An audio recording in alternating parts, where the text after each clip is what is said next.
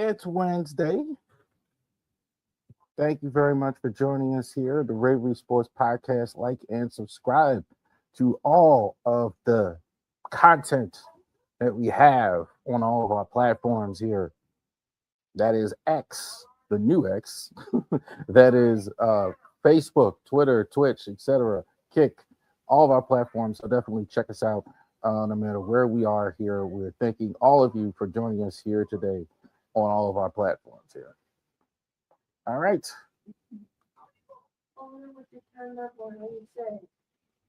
Turn it down, fine.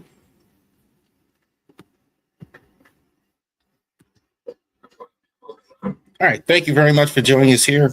All of our platforms. So let's get our usual business out of the way here at the beginning. RavenResports.company.sites.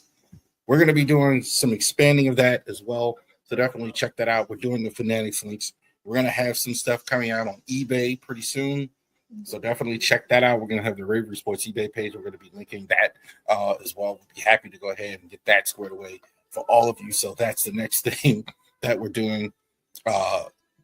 Very excited about that. Very excited about actually serving a few more people out here with that.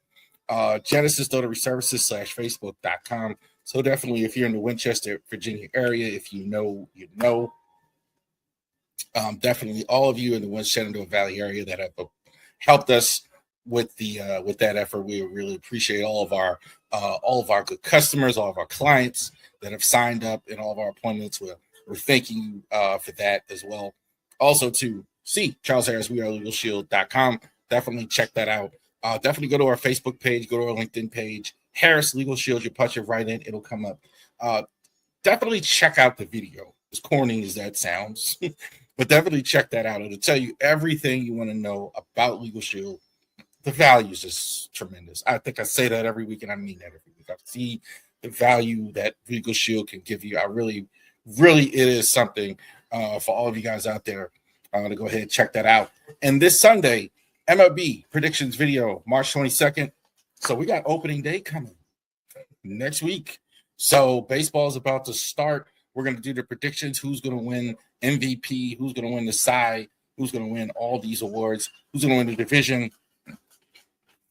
We got some new players this year as well. It's not just the Dodgers in. I know how good the Dodgers are, but we got the Dodgers on. How the Orioles going to bounce back, etc. We're going to talk about that on the Raven Sports Podcast on Sunday, 8 o'clock. We're definitely going to have our preseason, MLB preseason predictions video. And on Driving to the Top as well. All right. Let's get down. Mock draft. So this is our second mock draft 2.0 as well. Definitely checking this out here. MLB, our NFL mock draft. We had some trades. Dolphins are now second pick in the first round. We thought we were going to have the Ravens out of the first round. Now they're back after the trade was voided. So let's go ahead and go over the mock draft here as well. Now, like the first one after 1.0, pretty much after the season, college season is over, right? Pretty much after the NFL season is over, 1.0, you do the first one. This second one now, post-combine, post-free agency, teams have filled some of those needs and those changes as well. So we know some changes there. Third one, that's our smoke screen draft. And the last one, obviously, right before the draft, the night before the draft, the final prediction as well on that. So definitely check that out as well. All right. Top 5. First one, obvious, Fernando Mendoza, number 1, Indiana. I don't think there's any question about it here. I think Mendoza is going to be a solid NFL quarterback. Definitely all the treats. I definitely like with Mendoza's leadership ability right off the bat. Definitely a guy, you can see it. Running a team, dealing with media, dealing with other players, dealing with front office, dealing with fans, dealing with all those things. He's got that already. Some guys just have, where you have a Baker Mayfield or a Manziel, whatever, struggle with that. This guy, he already has that on the field. Only question with him I have, and there aren't a lot of them, are how is he going to run the ball effectively at NFL level? With his doesn't have great speed, he runs, and also to how will he do without the RPO? Possibly he's going to be running, I think, Clint Kubiak's, I call it the Mike Shanahan offense, the version of Bill Walsh's, the run version of Bill Walsh's West Coast offense. So we'll see how that goes. But no question about it. Mendoza, number 1. Number 2, David Bailey, Texas Tech of the Jets. Edge rusher. This is hard. I think you see a lot of Arvell Reese here for the from Ohio State. I kind of think it'll be the edge rusher. The edge rushers here are this is the safer pick. I'll put it that way. Bailey is a outside 3-4 4-speed linebacker. You put him on any team, whatever, he's going to bend the pocket. He's going to get 10 plus sacks. This is a guy solid, productive in college. Last year, probably his most productive. I don't even see him as a one-year winner. I think he just kind of developed as well. No question about it here. I think the Jets definitely do that. I think quarterback a little bit later, maybe in the second round or something like that, but definitely here as well. Got to take, I think, one of the best pass rushers on the board. Francis Malioga for the Arizona Cardinals, number 3, best tackle on the board. I think the only issue here is he's not the body beautiful. I think some people looking at the tape, he looks good. Footwork looks good. Great in the pass game. Good run blocking. I think he's the most complete guy. Definitely responsible. You look at how well Miami did. Malioga, I think, no question about it with him. Malioga, I think, definitely best tackle, I think, in the entire draft. That's why he's going to get picked 3rd for Arizona, probably blocking for Jacoby Brissett. So definitely. Team with a lot of needs, though, I would say. That's probably the biggest need. Arvell Reese, Ohio State Buckeyes. Tough to place him. I think a lot of people have him at 2. I think he's going, again, with him, he's a guy that is very, very difficult to place. I do believe that a lot of people won't know how to use him, won't know what to do with him, won't know where to place him. With a guy like Robert Saleh would, absolutely. So he's a guy, inside guy, play a lot of inside linebacker, Mike linebacker, whatever, but he has great pass rush ability. They could use him at the edge rush. They could use him on the inside. Definitely, he's a guy. Absolutely, you could argue he's the best defensive player in the draft as well, here in this top section as well. So outstanding stuff. I think John Harbaugh, number 5, has the courage to take Caleb Downs, number 5. This is about as high as you ever see a safety. But Downs is really, really, really, really, really good. He is now the Kyle Hamilton type, though. Swiss Army. Put him as a pass rusher. You could put him as a blitzer.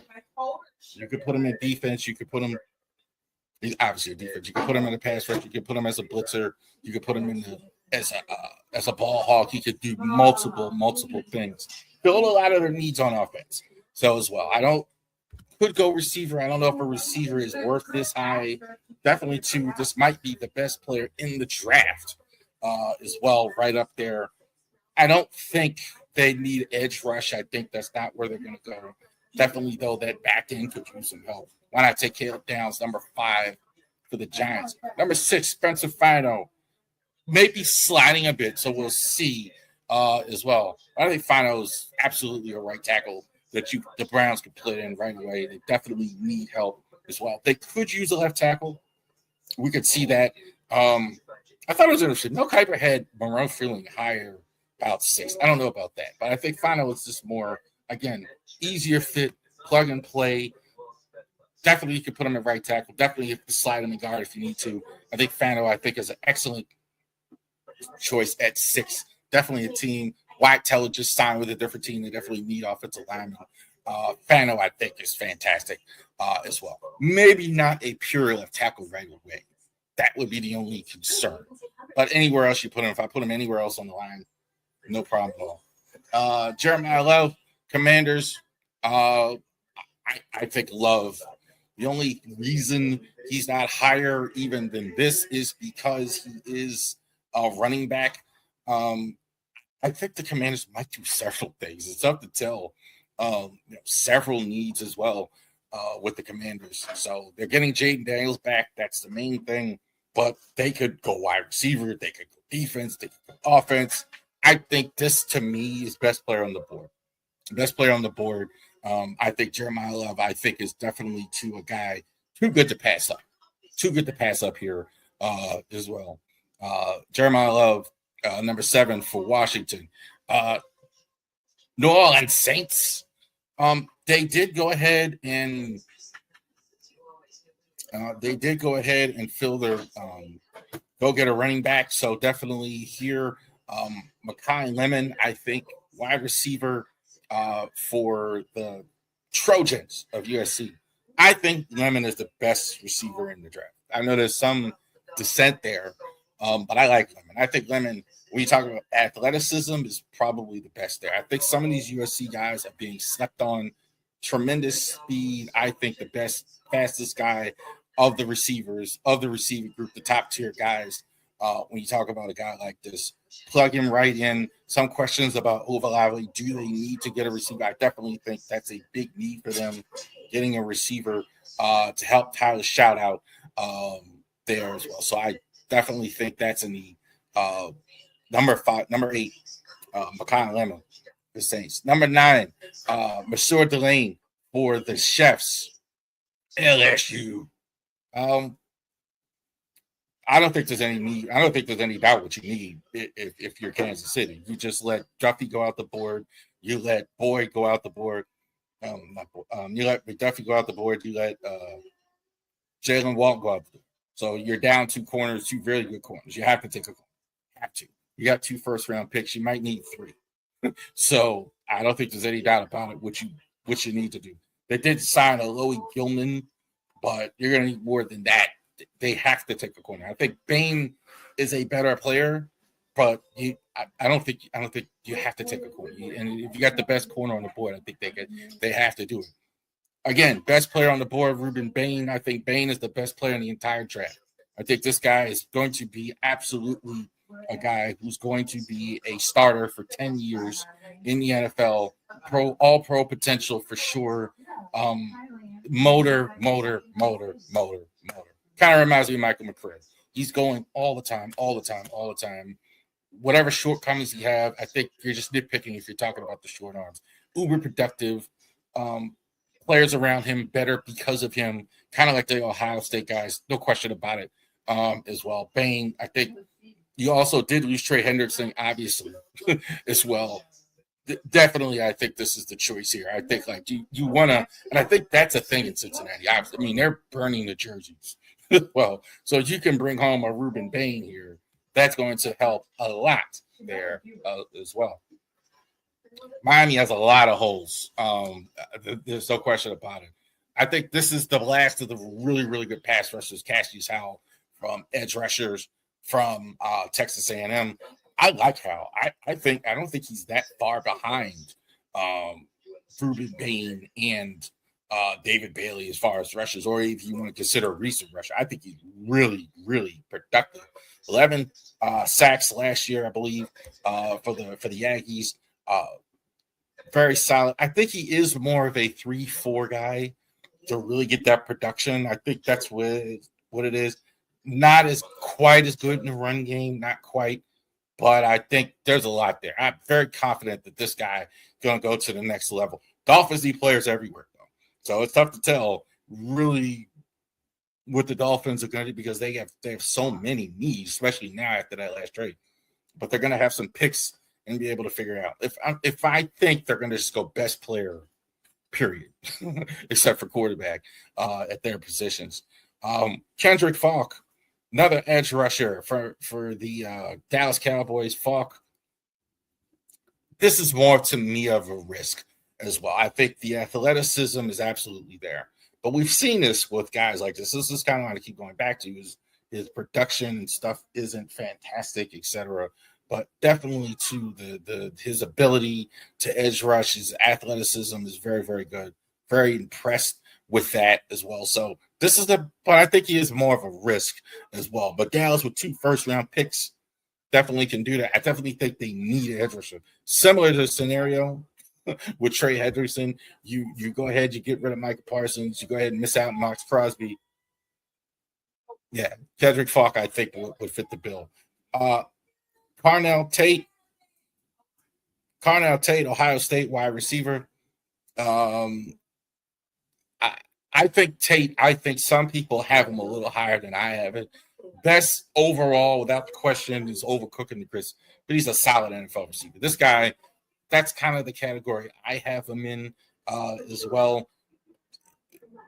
I hate to punish a guy for playing on a really good team like Ohio State was, but that's that's the only real question I have. Not tremendous speed. Great route running. I think route running is absolutely good. I think he's the best of between him and Jordan Tyson. I think the combination of that's kind of where I am with Tate. I think Tate really is the best overall guy in terms of like an overall skill set as well.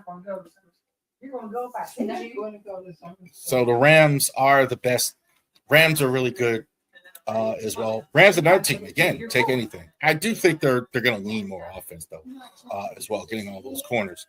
Ravens back on the clock. Vega Aloni. This is a no question about it. I had him in the last mock draft. I have him in this one. If he has been taken, the Ravens should take it. No question about it. This is prime need for the Ravens. So you definitely sign John Simpson. You really want Emory Jones? I mean, I'm not as sure of that. Well, I think of Vega Aloni. I think this is the only. And the other thing with Aloni, there really is no other shot internally, interior-wise, to get somebody else. So this is it as well. Not too much because we're going to do the Ravens after this, but interesting to see. Best player on the board right now is Sonny Styles. Put him in at with the Bucks. No question about it here. Styles, I think, is tremendous prospect. Look at that linebacker who had at Ohio State. Styles, I think, is no question about it as well. Definitely weak side linebacker, true, which is why I think he's going to go a little bit lower. As well. You can put him at the mic, but I think definitely to Matt Milano, there's a name like really repair a guy like Sonny Styles. Just a heat-seeking missile as well. Couple more here. Jets. Jared McCoy. I think not for the injury, he would have been higher for sure. I think the Jets definitely have to look. They lost. They went ahead and they made this trade. They got rid of Hot Sauce Gardner. They got all these draft picks. I definitely think corner. I think McCoy, I think, is one of the best players in the entire draft. Had it not been for the injury, he could have been even higher than he is. I think this guy, best probably as far as like that, this is the guy that is the best, I think, at the line of scrimmage. As far as the guys that goes, like hands on, like. So I really like McCoy, good one-on-one guy on the outside. Lions, definitely Avion Terrell, definitely injury issues on their back end. Terrell, I'm really impressed with. I think teams are kind of sleeping on this guy. Best man-on-man coverage, period, speed, period. Definitely. This is not Deion Sanders, but that type of outside one-on-one coverage. This is the guy that you're looking for as well. Lions definitely would allow all those injury issues, Branch issues, Brian Branch, et cetera, et cetera. Definitely, too, I think this would be a great pick for them. Caden McDonald for the Ohio States. Again, moving up boards, and I think he's definitely, too. Look, Lions got rid of two of their outstanding defensive tackles, so Hargraves, whoever, salary cap, etc. So they definitely need to replenish. I think getting Caden McDonald, I think, is a great pick. I think he's probably right now to have number one on a lot of draft boards at D tackle. Right behind him, Peter Woods. I think definitely, too, the Lions have a lot of help as well. I think this is probably the best on the board at the time as well. They have Derek Brown there. Definitely you could pair him up with Derek Brown, put him on the edge as well. I think Woods is also too being slept on. Definitely the sort of he's down there in Carolina. We're at Clemson, so I'm sure they're familiar with him as well. I think this is not a bad choice here as well. Colton Hood for the Volunteers as well. Colton Hood, I think, is very impressive of a player. great. He's kind of moving up here as well. Great speed, and definitely too. Again, Cowboys need defensive help. They got rid of a lot of it as well. So definitely too. This is best corner on the board. Late one. This is about where he should go as well. So Hood, I think at 20. Steelers, I think, pulled a trigger on Ty Simpson at 21. I think at some point you got to do it. You got to try again. Probably you get Aaron back this year, so I think that's even good. That the only thing wrong with this is that can you convince Aaron of this? Like, can you get Aaron to come back if you actually take a quarterback? That's the whole thing. They might have to promise him that they won't take, because they're going to do everything they can to bring Aaron back. But at some point, you got to take a quarterback, and I think this is probably it as far as on the board. Jordan Tyson, I think, is the best technical runner in the draft as well. Some injury issues as well. Love his technical. I mean, really watching him on the film is really impressive. The way he kind of shakes a little bit of that Hines Ward, a little bit of that Art Monk, really good craftsman with their Chargers. Definitely could use a wide out as well to go with Lab there as well. Caleb Lamu for the Eagles. Eagles, all of a sudden, that great offensive line we talked about a few years ago is getting older. Jason Kelsey retired as well. Talk for Lane Johnson retiring, etc. So I think it is time to go ahead and get it. They're probably good on defense. I mean, they could go defense as well. But I think you get a Caleb Lamu. I have him at tackle. He can play guard. I don't see any reason why you couldn't take a guy like that. Some people might say this is a little high for Jake Slaughter, but I definitely think he's going to go early, because I don't think there's another center that you can take. I think Connor Lew is much later. I think like Slaughter, he's like 35, 36. This is probably all you got here in the first 40 picks, probably a center. So I think the Browns could take him at 24. They need it. Offensive line is just totally decimated for them. If you want Caleb Williams, if you want Shedeur Sanders to play well, you're going to have to do that as well. King Messidor, the only thing wrong with Messidor is the age factor with him getting he's a little old for a draft pick. I think he's like 25 or 26, but he was terrific with the Bears. So definitely he's a guy they gotta not pass this guy up. Gotta not pass this guy up with his pass rush ability. Bears, all teams can use pass rush. So there's no question about that. Bears, Bills, CJ Allen, inside linebacker. Definitely issues with the cap as well. New defensive coach, Joe Brady. Head coach, rather, Joe Brady. New defensive coordinator, Jim Letter. Definitely, probably this is the best inside linebacker in the draft. If it's not for Sonny South, CJ Allen, I definitely think fills a need for the Bills. Lee Hunter, Texas Tech, as well, played with Bailey, the higher pick. Definitely too. Now, Caleb Banks kind of fell out because of the injury, so I don't really have him in the top 10. So Lee Hunter is kind of in the top of the board. Hunter, I think, is definitely a guy anywhere from 10 to here. I could see it. 49ers never, always love to take those defensive linemen as well. Monroe Freeling, I think, is really being slept on. Like I said, Mel Kiper had him at like 6. I don't see him that high, but pure left tackle. I don't know what the issue is as well. Not as good of a run blocker, but you don't have a lot of that. So he's definitely a guy you definitely got to look at. T.J. Parker. Clemson. Production, not what you kind of hoped, but it's definitely a need for the Chefs as well. So I definitely think the Chefs definitely need Chris Jones getting older, need some help for Karolakis. Lost a lot of guys on defense. They got defense on their side, no question about it. Kenyon Sadiq, I think, best player. Again, Dolphins have to do it. They have so many needs. I think this guy could go higher than this. But if he's still here, I think you definitely have to take him as well. Dylan Thiemann is kind of moving up draft boards as well. Patriots, they could use alignment, but I don't know if there's one right here in this area as well. And for the Seahawks, local product, Denzel. Boston. There you go. Boston, I think, is a phenomenal athlete. Needs a little more polish. I think that's the only thing. Can he do route running? Can he do all those things? He's a little green there as well. But I think in a situation, if he goes to Seattle, home crowd, home area where he's familiar with it as well, and he doesn't have to be the number one guy in carry.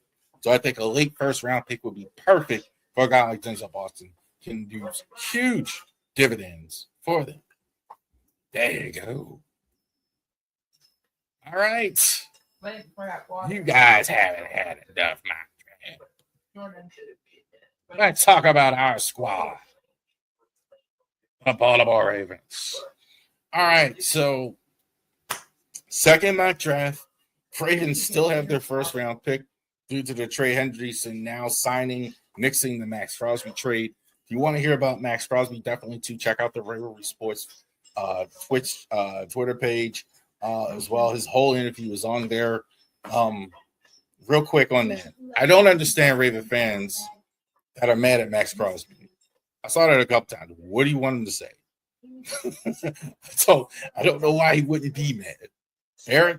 Eric backed out of the deals, cost him a lot of. I mean, I don't know why you want to be mad. I'm not saying like Eric, and I do believe they just changed their minds. They got a better deal. I think they were going to take it. I think they knew of the medicals. I don't think it was. I don't think they came in and they looked at his knee and they were shocked. And that's not the way. If you listen to his interview, he says that he thought it was something worse. He thought like we thought. No, it wasn't nothing worse. They had Trey Hendrickson available at a lower price point, and they took the deal, right? Like this quick example. Bought a car years ago. We were driving this car from the 80s, literally in the 80s. Daughter used to duck down, was scared to be in the car. It's like, you know what? We don't have to keep doing this. I'm going to have a bonus. We're going to buy a better car. So that's the thing. With the car, you get a better deal. Nice to have a car. Nice to have that. When you see a better deal, you take it. And that's what happened. They were concerned about the knee, etc. That's what they did. All right. So we already talked about Oloni. I think he's a Steve Oliva as well. I think by far the best guard in this draft. For sure, the only one I think you'll see in the first round. Somebody will call his name in round one as well. He could go higher than 14, for sure. But I definitely think with the needs of so many good players, he's about 14. Definitely an elite player as well. Connor Liu from the Auburn Tigers as well. Pro comparison as well. Drew Dahlman of the Bears, who recently retired. Just a good, solid center prospect as well. So definitely too, not as good as a Tyler Linderbaum, obviously right away. But I think the Ravens absolutely need to take a center. Liu, I think, is first round talent for sure. I think the concern is the injury history. I think this is why he's down here at 45. But I think definitely too, without that, this guy definitely would have been a first round pick or some of that sort. Offensive line needs to be a priority early for the Ravens here in this draft as well. Malik Mohammed. No, let's get back to Malik Mohammed. Marcus Peters is the pick. Mohammed, I think, is definitely a guy. He's definitely a gambler. We see this at Texas a lot last year. We saw like Jahdae Barron when I saw him. First of all, seeing a trend of these guys, a little smallish. So you look at him and you look at the size, like 6 feet tall. Like maybe he should play in the slot. This guy's going to play on the outside and play well on the outside. He's going to fight hard and everything with that great speed. He's going to take some risk. Definitely, too. If you want a guy that's actually playing slot, you did retain Marlon Humphrey. You did. You still have Nate Wiggins. Here's a guy that takes some depth. Like, you take some chances. Somewhat of Nate Wiggins as well. I think Nate Wiggins and Marcus are kind of the same. So, Muhammad, I think definitely, here's a guy. Definitely got too good to pass up. Michael Trigg from Baylor as well. Definitely David Njoku. There's rumors of that. He came in for a visit as well. I do think the Ravens are definitely looking at tight end in this draft. you might need 4 tight ends because I don't know if you're going to have a fullback anymore, at least on a full-time basis, unless it's fullback. Michael Trigg from Baylor, pass catcher, H-back, not a blocker. Just not a blocker. He's a guy.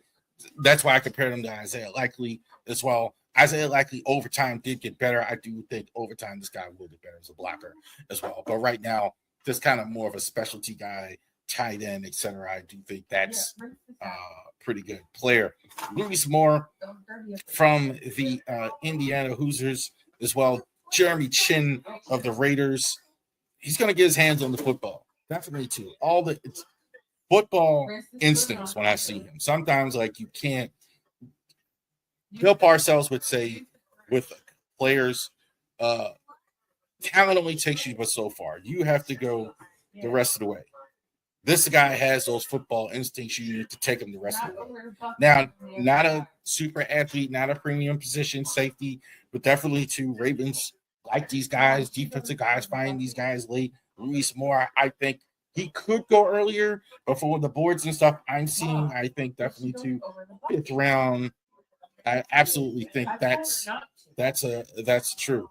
Tim Keenan, defensive tackle, Alabama, as well. This guy, DJ Reader, high in comparison with them of the Lions. This guy is just a $10 cab ride around, right? He's just huge. Period. This is a guy with just tremendous size as far as a player.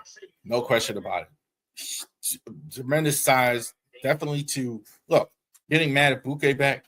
Check out the video of Matabuke working out on Twitter if you haven't seen it. So that's a good sign. Look, you got Travis Jones back. John Jenkins is older. I think definitely taking a guy like this in the 5th round, no question about it. And EDC was lamenting last year that he didn't do it right in the draft. He wanted a big guy like this. Xavier Thomas, wide receiver of LSU. Deshaun Jackson, that's kind of the type of player he is as well. Good outside guy.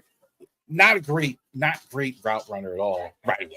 No, but he's going to get you in space. He's going to separate because he's just got those great quicks, those great hands. I think he's definitely too.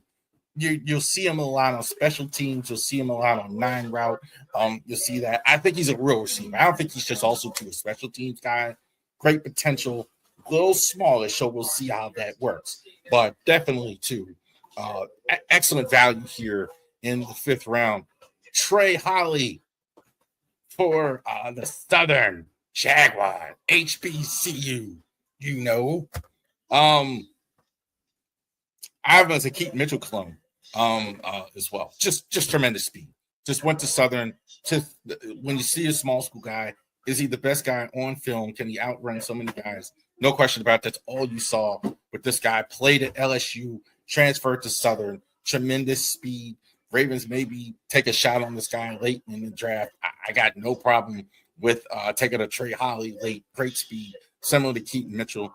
Brax Bresden, tight end, fullback, Michigan. Again, a guy said in the last mock draft, this guy actually played with Jesse Minter when Jesse Minter was at Michigan. Played tight end this season, played fullback in previous seasons.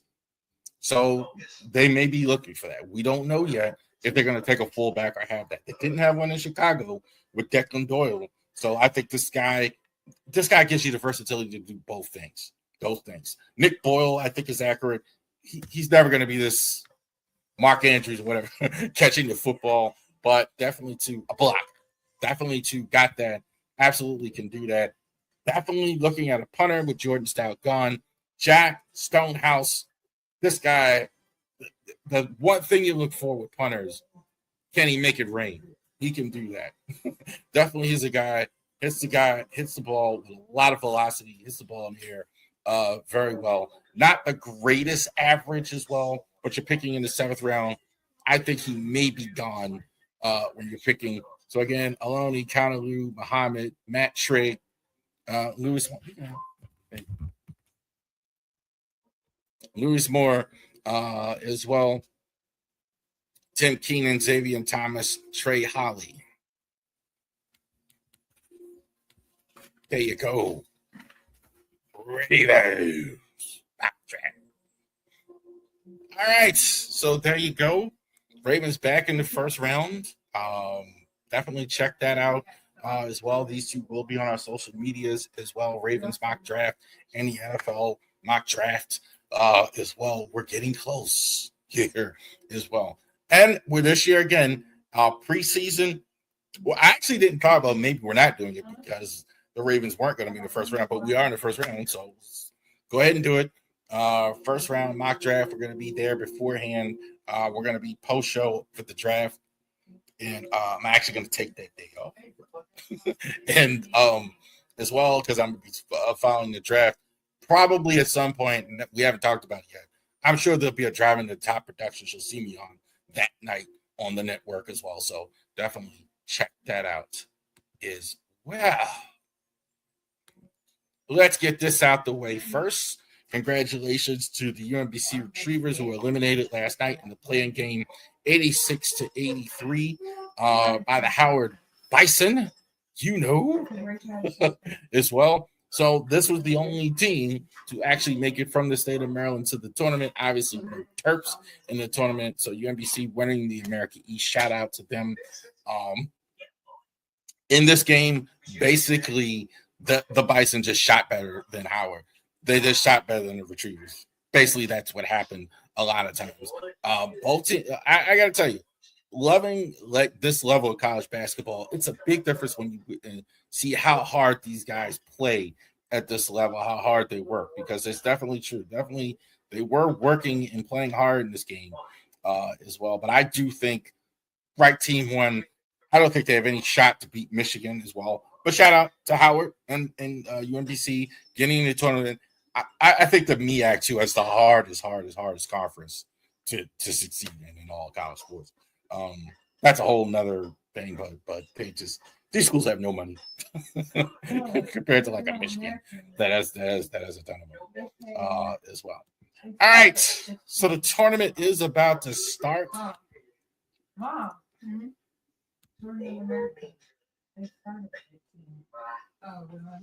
The madness is about to get going as well. And so definitely too, if you check out our bracket here as well, we're going to talk about top 5 players. I like Arizona in this tournament. I really like Michigan as two of the best players, two of the best teams as well. Big Ten, I've watched a lot of Big Ten during the course of the year. They're really good. I think Purdue's being slept on. Michigan State, I looked at the bracket. They have a good shot as well. Florida, we'll see. So let's go ahead this year right now. Let's go over the 5 best players in the March Madness. Some of you maybe not as familiar, but we will go ahead and go over some of the names as well. Thomas Hop from the Florida Gators.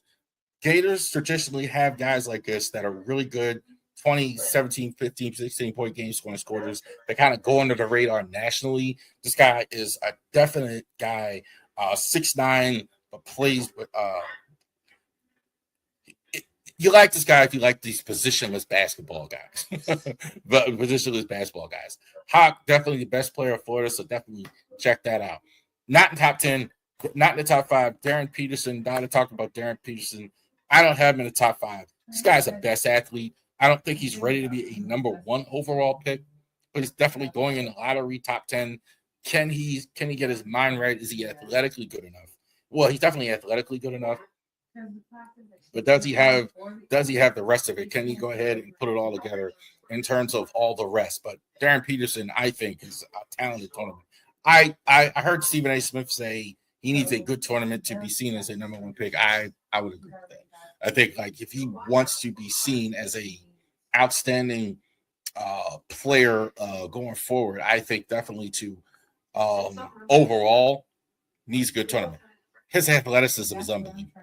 Tomahawk dunks, best, like he win a dunk contest right away. Nick Boyd, Wisconsin, this is a volume scorer. I think this guy is super slept on as well. The Wisconsin Guards, their backcourt is tremendous. Boyd, I think, can light you up as good as anybody. 6'3", definitely a tremendous shooter as well. A lot of talk about Darius Acuff. Some comparisons to Allen Iverson It's farther than I go. Farther than I go. But I think Acuff definitely too. But he's definitely got a top 5 mentality type player. That's what he has. I think that's why the Iverson stuff is happening, because he definitely has that throat slash slit your throat type mentality as well. He definitely has that as well. Baxter Lundberg, I think people are somehow confused why Michigan is so good. This is the reason. This guy is a tremendous athlete as well. Kind of like a stronger version of a Danny Manning. Like when I see him, 6'10", can hit from the outside. Definitely, if you put him at the 3, you could play him there. Multiple positions, play him at the center. Michigan in general has great size. I think that's why I really like their chances in the tournament as well. Even though slipped on a banana peel, I think, in the Big Ten tournament. Kingston Flemings, number 5 from the Houston Cougars. So let somebody know that Houston's been really good last year. Calvin Sampson is their head coach. He's got a phenomenal volume scorer in case of Flemings as well. And again, kind of like Florida, they seem to have guys that nationally go under the radar a bit, but this guy is really as exciting as any guy you can get. This guy is a shooter. This is like the Klay Thompson type art here. He's going to shoot it. He's going to shoot it. And then he's going to shoot it after he shoots it. So there's no question about what he's going to do. He is an absolute scorer. He can put the ball on the ground. He wants to shoot and take your heart out. That's what he wants to do as well. So he's an outstanding scorer as well. How far can he take the Cougars in the tournament? Braden Bergs, Arizona, I think a lot of people are the best team.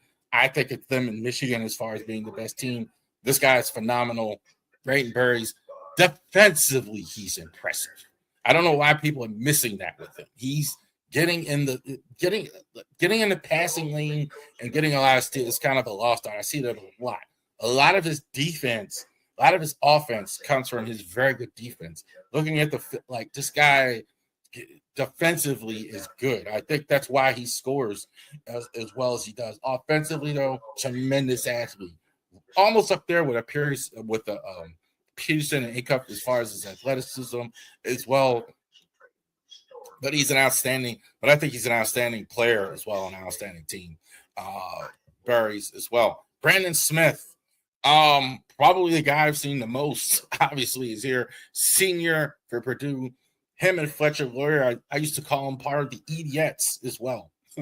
This guy is a supporting player no more. I think definitely consideration for National Player of the Year.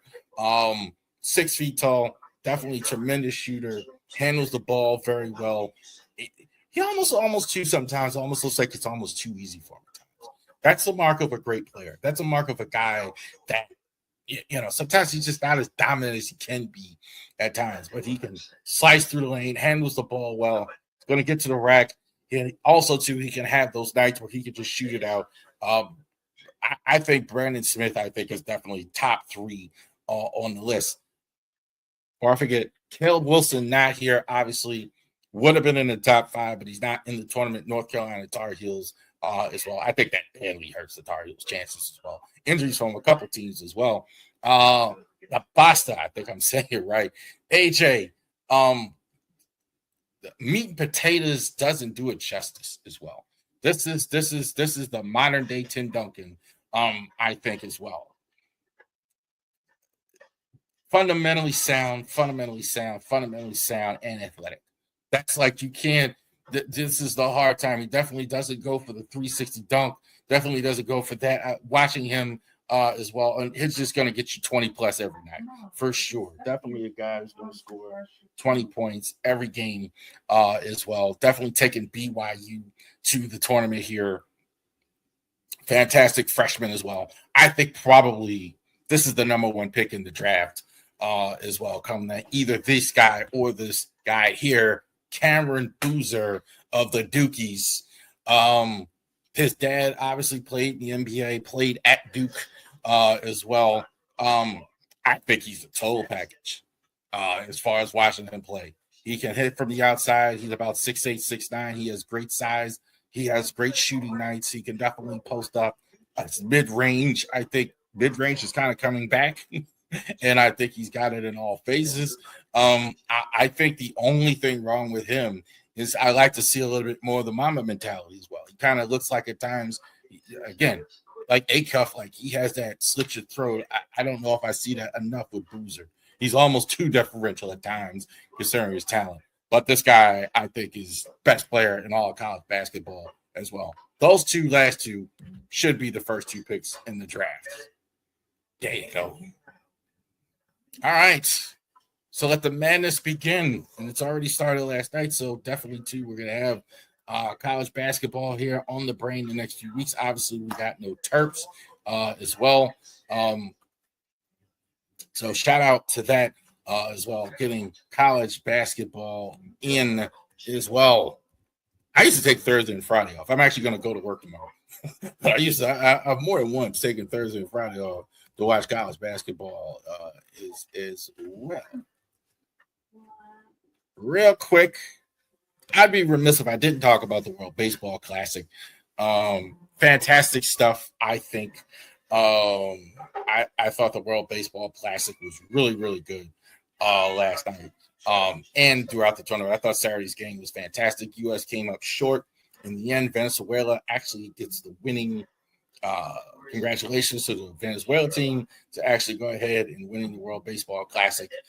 So for the second straight time, the U.S. come in second as well. I don't know if we have the best team in the world. I don't know. I think they're second for a reason. Is well, now there is some truth too. They didn't have their best pitchers as well. Some of the pitchers didn't pitch much. I think that's going to be a thing with this event because guys, one, are not in the season form, and you don't want to max out pitchers here because they're still in spring training. They're going to go back to their teams as well. But I think it's fascinating. I thought this was riveting. I thought this was an outstanding event here as well. One other thing I want to address too, some negative comments about this is as far as this goes, the World Baseball Classic, it doesn't count, it doesn't matter. I got one Facebook post, this stuff doesn't matter, you guys are stupid. Like, I don't understand you. You didn't watch this. This was, if you're a baseball fan, like I have been for all my life, definitely you had to like this. Even if you weren't, even if you're a guy that used to be baseball, definitely you absolutely have to check that out as well. And it was fantastic. Fantastic stuff. I mean, short of the only thing wrong, obviously, is the United States didn't come away with the whole thing as well. So definitely cool stuff in the World Baseball Classic as well. One other thing real quick. Let's talk a little bit about the Heat and the Rockets. So a lot of another section of goofy Heat is the Heat that Bam Adebayo is getting all of a sudden. So you score 83 points. Apparently something's wrong with that, scoring 83 points. So this week we're definitely one of the games that I'm really looking at, Saturday, 8 o'clock. The Heat and the Rockets are going ahead, and they're going to play on Saturday night. So definitely go ahead and check that out as well. Definitely need the league pass as well. Rockets, I think, struggled. Again, Durant really struggling in the fourth quarter the other night against the Lakers. So definitely check that out. Adebayo, I really admire Reverse Spoelstra. I really am. I really do like his system, the way he's been able to get the most out of his players, etc. So very impressed with Spoelstra as a whole as well. So definitely you want to, if you get a chance, check that out as well. And I see that there definitely right now. This is the Twitter page, not that old River Sports page, Elon Musk stuff. It's crazy. Apparently, a couple people have gotten hacked with this stuff. If you see something on Twitter, vote for me. Definitely do not do that as well. Top 10 starters in the MLB. All right.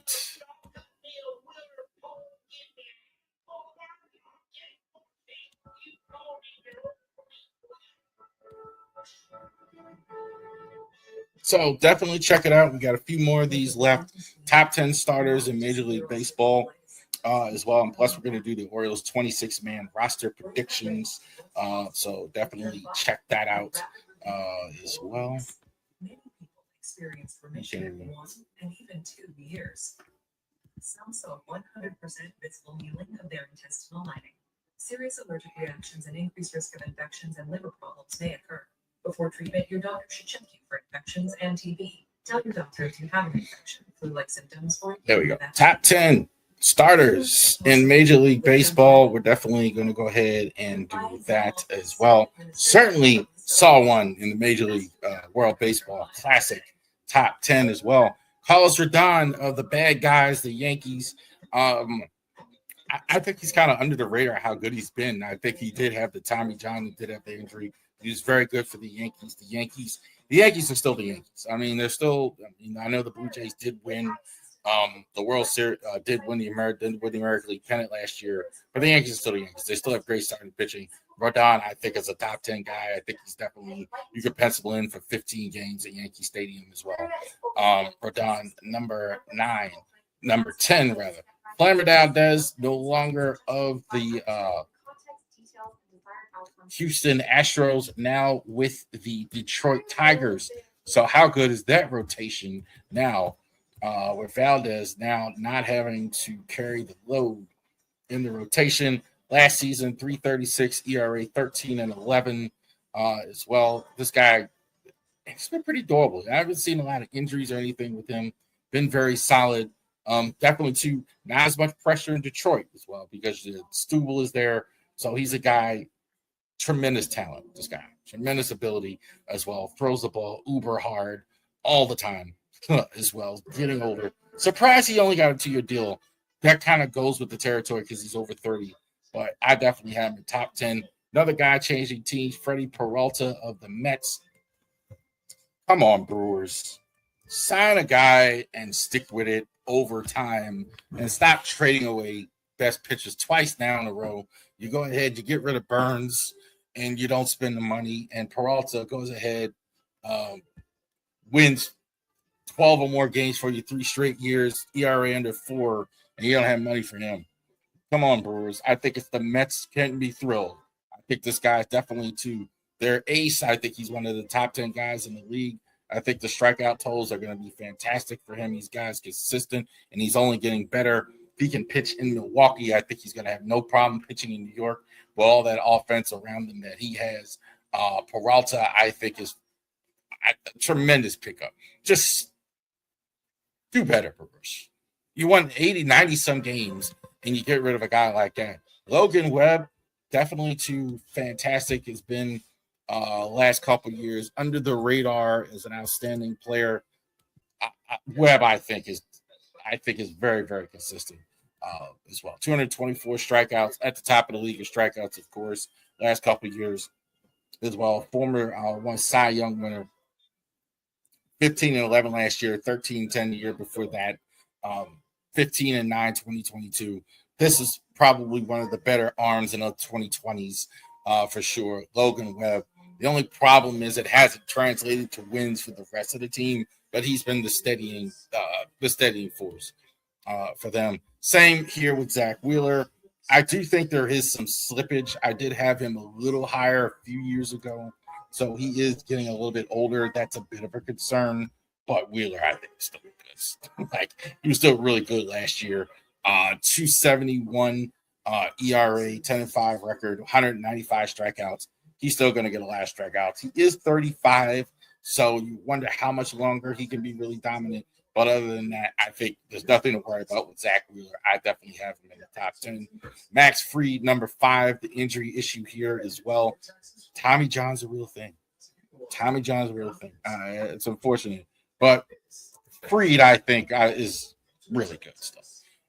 Definitely, too, last year, the only things to like about it, if you liked the Yankees at all, you had Aaron Judge, you had Max Fried. Fried was 19-6, 19-5, 286, 189. This got cardio. Okay, so definitely too. He's overpowering at times. but he's not a rock thrower. He's a pitcher, probably the highest on the list where you can really say that. Fried, I think you're definitely not worried about, certainly in an outstanding Nike lineup. Garrett Crochet, everybody said you get Garrett Crochet on a better team, you will get better wins and losses. What happens? They get him out of the White Sox, get him to the Red Sox. You get him on a better team, you get better results. 18-5, 259 ERA, 255 strikeouts. Whip, it was 1.03. Crochet's a stud, period. I think I agree. I mean, the evidence is clear. He was in Chicago on a bad team. They were bad. He's on the Red Sox where he's getting help. He's number 4 in the league. I definitely would take Crochet for sure. Yes, anybody. Number 3, I think these 3 are fantastic.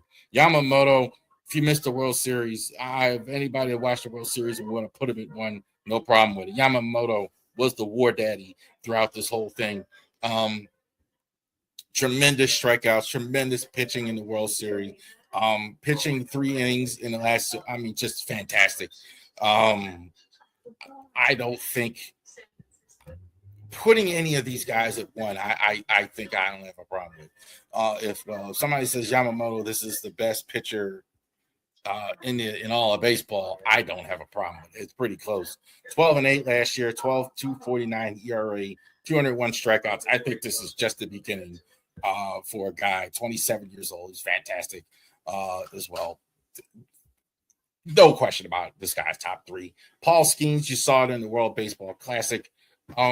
There may not be, to me, a guy as much dominant as I've ever seen since Roger Clemens. He just strikes out everybody. There's no question. He's intimidating. He gets guys out all the time. He's actually ahead of his time as far as that goes. I think Skeens, no question about it. The only question is, can the Pirates keep him and pay him? Because he's definitely going to get a gazillion dollars whenever he comes. He's just a hair behind Terry Skubal. I think Skubal, this guy's where he came from is just fantastic as well. No, you just don't get hits. It's just no such thing. Last year, I thought, some people said he was worse than the year before. He was 13-6, 221, whip there 0.89, 31 starts. The last 2 years, he's been beyond terrific. So I think Skubal, easy to me, I think number 1 right now in all of Major League Baseball. There you go. So those are the 10 best. I think 1 through 3. I think it's pretty. I don't expect any argument. Some people may not. I think Yamamoto. I think some people may not have known before the World Series. But if you saw that and you said, "Man, this guy's not a top 3 guy," I don't know what to tell you because he's terrific as well. So relief pitchers and managers, last 2 lists. My favorite position on the field next week, relievers, the closer as well. So no question about that as well. Last segment. It's here. It's coming. The 26-man roster predictions for the Baltimore Orioles as well. So we're going to have a roster here set in stone here. Who, at least with the start, look like Elias. So who makes it, right? So Kate Povich was sent down. Bullpen jockeying. How does it look? When they actually run out on the field on Camden Yards next Thursday? How does it look when the black and orange is on the first time for the Orioles? 26-man roster predictions. I think it's a little easier this year. I've had struggled with this as well. Adley Rutschman, number 1. Samuel Basallo, number 2. It does look like they're going to carry 2 catchers. I thought they might carry 3. It'll be 2. You're going to carry 2 catchers here. That's it. I don't think you're going to carry a 3rd catcher. Interesting to see is I think one is going to DH a lot, but I think they're only going to carry 2. Rutschman and Basallo may be DHing for the most part full time or most of the time. We'll see. But this is it for sure. First base, Ryan Mountcastle. Now a backup to Pete Alonso. No question about it, Alonso. We're hoping he hits 50 home runs, had a career year last year. Alonso, Mountcastle. Mountcastle, some trade talk. I think with the injuries, I think he stays for right now as well. Second base, Blaze Alexander, Jeremiah Jackson, I think they make it. Obviously, no Jackson Holiday on the opening day roster because of the injury. I think it's going to be Blaze Alexander at the start. It's like I thought there would be more of a competition, but to me, it definitely looks like he's going to get most of the time as well. Jackson also, too, you can put him in different positions.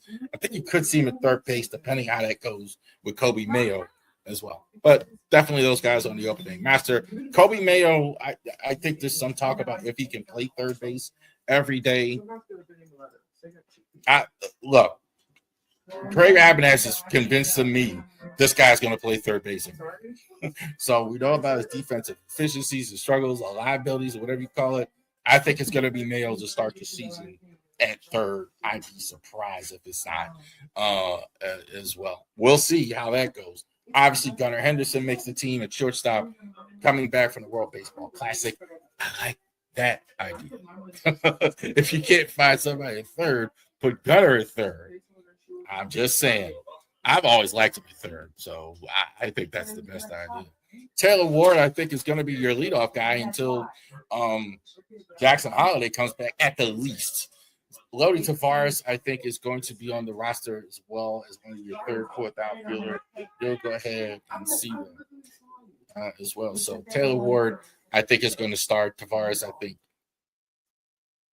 he's going to start. He's going to start as backup outfielder. I think you're going to have that. Cowser is going to be in center. I don't know why everybody's giving up on Cowser. I think Cowser, is outstanding. Defensively, you're not worried about it at all. I think some people that really is hyperbolic.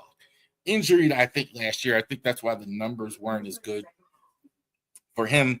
I think if he's healthy, he seems to be healthy this spring. So I think that's be a thing. I think Cows will be fine there as well. Dylan Beavers, I still don't know. I think it's Dylan Beavers. Tyler O'Neill, I think. But I think this will be really interesting to see who gets the lion's share at the time. As well. I'm thinking it looks like Dylan Beavers, though. I would say just going by spring and what they're doing, I'm thinking it's Dylan Beavers and Tyler O'Neill. I think they could play the vet, though. I wouldn't surprise me either way. I'm really not sure who's one and who's two. But if I had to bet, it's Dylan Beavers as well. Both of them for sure make the team. Rotation. Some people think it's going to be 6. I don't think it's 6, at least at the start. You don't need 6 in April, in March. You don't need 6. So pretending it's 5 here. Trevor Rogers has already been announced as the opening starter. Bradish, I'm sure, will get the second start. Baez, Bassett, and Kramer. That's how I think it's going to go as well. I think they're going to get the first starts here as well. Bassett and Baez, you can switch either way. I'm not 1,000% sure how that's going to go. It depends. Bassett gave up a lot to get him. Bassett 3 or 4. We'll see how that goes. I think Kramer's definitely 5. Kramer's definitely your first starter, I think, at this point as well. Not those guys. And the bullpen, rounding it out here, Ryan Hensley, I think, is going to go ahead and be your closer for sure. Keegan Aiken, Dietrich Enns, Rico Garcia, Grant Wolthram, Zach Eflin, Tyler Wells, Yadier Cano. Hensley, I think, is going to be fine. I think, obviously, he's going to be closer. He's going to be a 9th inning guy all season long. Aiken, I think, is going to be in the 8th inning. Not going to have Kittredge again at the start. So we'll see how that goes at some point, because you're definitely going to have Kittredge at some point. Enns was very good at the end of last year. So was Rico Garcia. I definitely think they've earned a spot. The best pitcher in spring training has been Grant Wolfram. I think no problem with that. Eflin, I think, is going to be in the bullpen at the start. At least. I think at some point they may go to a 6-man rotation. I'm not as convinced of that they're going to go 6. You don't need 6. You just don't need 6 in March, April. Just don't. There's too many days off. So I definitely don't think you need, even if you do that. I'm not convinced they're going to do that. Tyler Wells, I think, is definitely going to be on the team. He's going to be your spot guy as well. Just in case you need a 7th guy, like all of a sudden. So you could definitely start Tyler Wells. I think that's going to be his role all season long. Yadier Cano, I think, makes it, but I don't know if he stays. But I think on the opening day roster, he is. They sent Kate Povich down, so I think that tells you that Yadier Cano is going to be there at the start. There you go. All right. Thank you guys for putting up with us, the Raven Sports Podcast. Like and subscribe to all of our social media content. We will be here next Wednesday as well. Sunday to our MLB predictions video. We'll be happy to go ahead and chop it up with you as we move more into MLB stuff here as we go forward. Y'all have a great day. Enjoy the rest of your day.